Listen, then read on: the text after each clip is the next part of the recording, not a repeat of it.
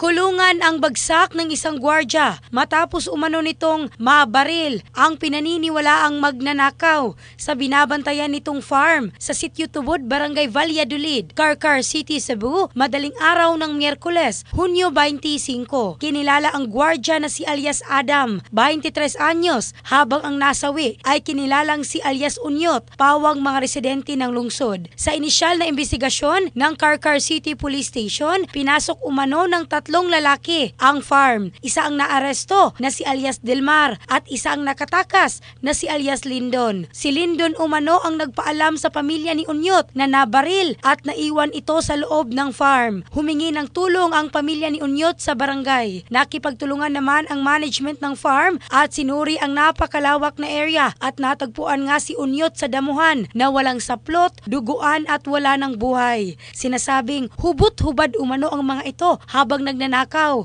upang hindi agad makilala. Pinatawag sa police station ang mga guard on duty kung kailan naganap ang insidente at ayon kay alias Adam, hindi niya alam na may tinamaan pala nang magpaputok siya. In the heart of changing lives, ako si Michelle Craste ng Brigada News Philippines, the Music and News Authority.